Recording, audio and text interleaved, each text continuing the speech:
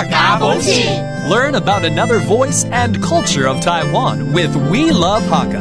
现在就让我们加入客家风情，一起发现客家之美。台东县有全台灣第一長嘅台九線公路通過，客家 BNV 留浪漫台山線嘅成功經驗，推薦到幸福台九線，希望為華東地區嘅客家莊創造亮點，帶同後生人分享創業，讓大家看到台九線之美。 The Hakka population in Taidong is concentrated in the county's Chishang and Luye townships and in Guanshan town.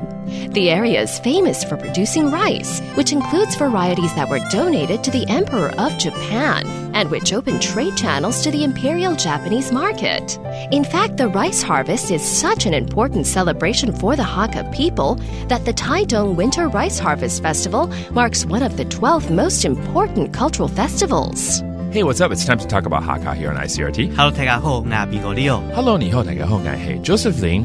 我聽 Leo 剛剛在描述很美的公路，但它卻不是那個浪漫台山線，不是，台山線是在這個西邊哦。對，我剛剛介紹的是幸福台九線。哦，那它是沿着東岸的意思嗎？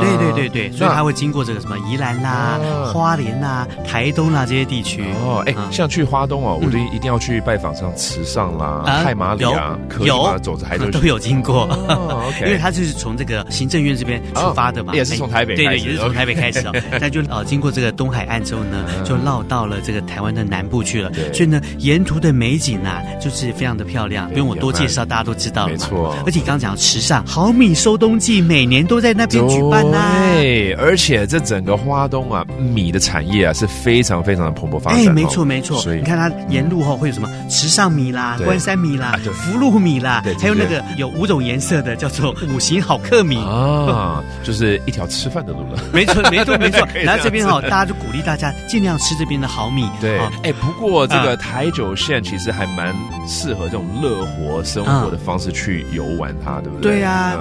你看經過那邊花蓮有什麼金城武樹嘛，對。然後那個台東有金剛大道，對，到處都是非常漂亮的地方啊。所以來到這邊就要慢活，要放慢腳步，好好的享受這裡的田園風光。That's good。那我們就慢慢來教大家這幾個單字咯。好的 Let's teach you some of these phrases, including the blessed number 9 highway, 也就是幸福台九線。幸福台九線。And then there's a lot of rice you can enjoy. 米食。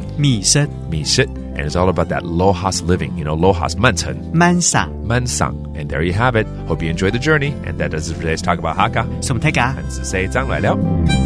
客家風情由客家委員會監製。 We Love Hakka has been brought to you by the Hakka Affairs Council.